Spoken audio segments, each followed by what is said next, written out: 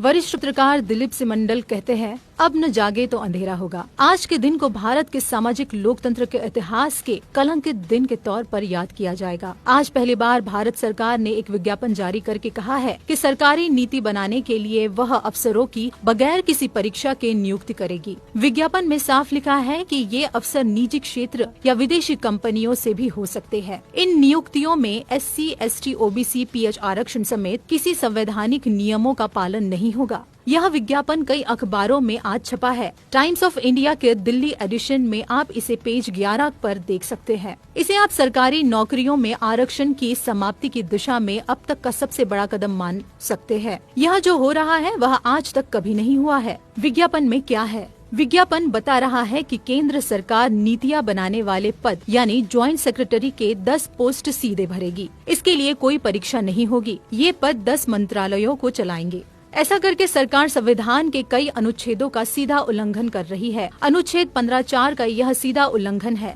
जिसमें प्रावधान है कि सरकार वंचितों के लिए विशेष प्रावधान करेगी। अनुच्छेद 16(4) में लिखा है कि सरकार के किसी भी स्तर पर अगर वंचित समुदायों के लोग पर्याप्त संख्या में नहीं है तो उन्हें आरक्षण दिया जाएगा।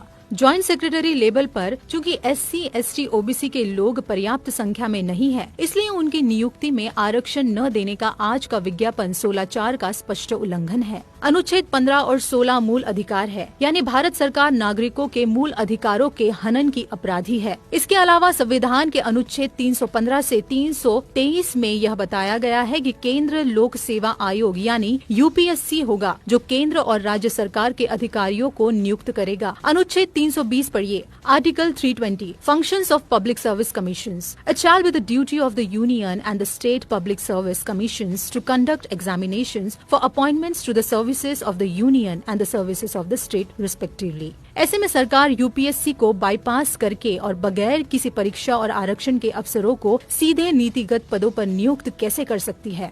मेरा निवेदन है कि यह मामला जटिल है, लेकिन बहुत बड़ा है। आम जनता को इसे समझाने के लिए बहुत मेहनत लगेगी, तभी वह सरकार पर दबाव डालने के लिए आगे आएगी। यह काम समाज के प्रबुद्ध यानी पढ़े लिखे लोगों का है। कृपया संविधान को बचाइए, आरक्षण अपने आप बच जाएगा। अगर आज सरकार ज्वाइंट सेक्रेटरी की नियुक्ति बिना परीक्षा और बिना आरक्षण के कर ले गई, तो आगे चलकर क्या हो सकता है, आप इसकी कल्पना कर सकते हैं। बीजेपी RSS आरक्षण खत्म करने की घोषणा कभी नहीं करेगी। वह ऐसा ही शातिर तरीके से आरक्षण को बेअसर कर देगी। फिर आपको भी लगेगा कि आरक्षण से कुछ होता तो है नहीं। इसके बाद की कहानी आप समझते ही हैं।